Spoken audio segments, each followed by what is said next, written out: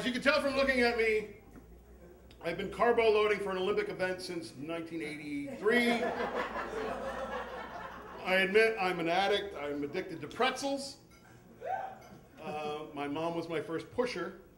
When I was little, we didn't have a lot of money, so our big Sunday dinner was ice cream and pretzels. And you get that pretzel crunch and that little bit of salt, and you get that endorphin rush from the chocolate, and then the sugar rush, and I was hooked.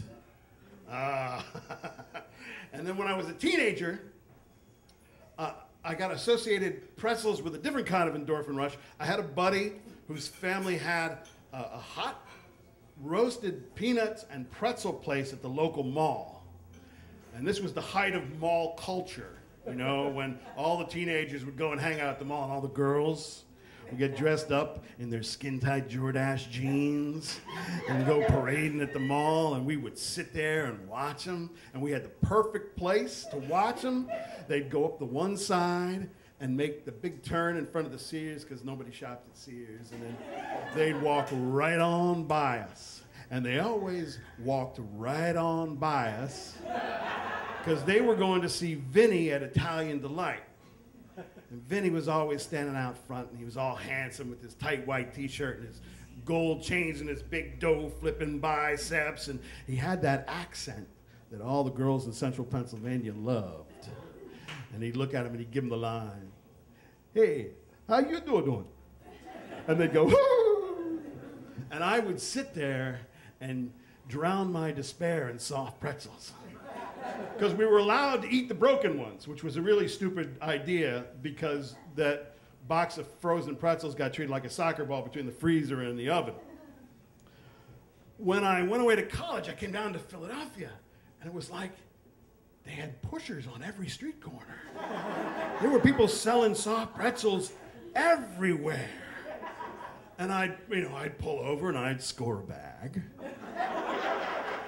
And one day I noticed they always had one up under the arm and one to taunt you with, right? And the way when you'd buy them, they'd always give you the one from under the arm. And here's how I figured it out. One day, I bought a dime bag of soft pretzels that had been laced with Menin Speed Stick.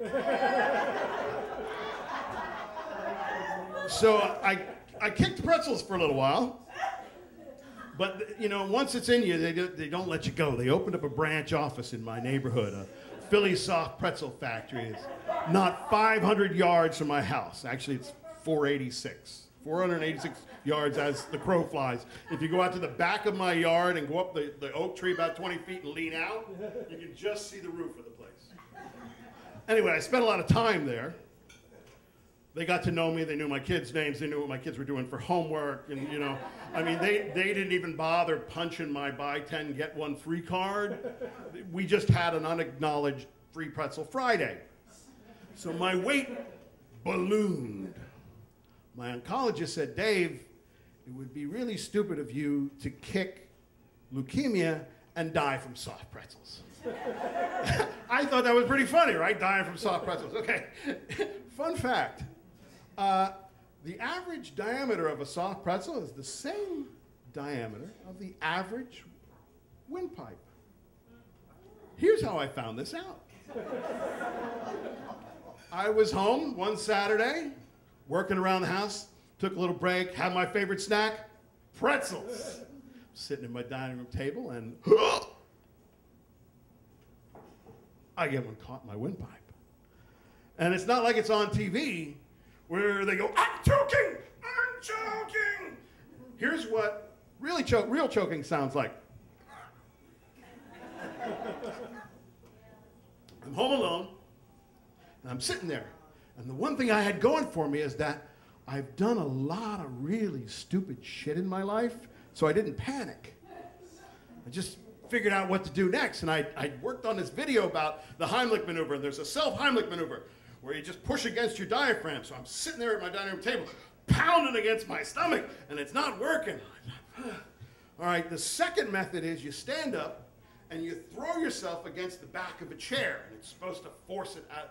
So I stand up, and everything goes fuzzy, and I start to fall over. And, you know, it just wasn't my time. Because they say when you die, you know, your life flashes before your eyes and all that. And I wasn't thinking about, you know, my wife and my kids and all my friends and how much, you know, people I love. I was thinking about all the people who would be laughing their asses off if I died choking on a soft pretzel. Because, you know, if you're Mama Cass and you die choking on a ham sandwich, everybody goes, oh, that, you know, that's a tragedy, too soon. She was such a great talent. If you're Dave Smith and you die choking on a pretzel, everybody goes, what a dumbass. I knew that's how he was going to go out. So I'm falling, and my knee goes right through my dining room wall. And my foot is lodged under it, but my body keeps falling. And something in my foot just went snap. But I wasn't paying any attention to that because I was face planting on the floor.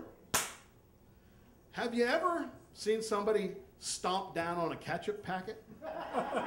That was my nose hitting the floor, just. But the good news was it dislodged the pretzel from my throat.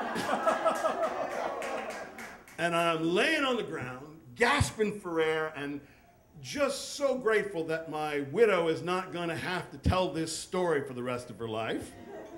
And I look over and I see my dog. My dog gets up and starts walking over, and I'm thinking, this is what I need right now. I need a little connection with a living thing. I'm going to have this Lassie moment. You know, it's okay, boy. I'm okay. You don't have to run for help. Thank you. It's good. It's okay. The dog just walks right by me, eats the pretzel, and jumps up on the couch where I was fully reminded of my place in the food chain. Thank you.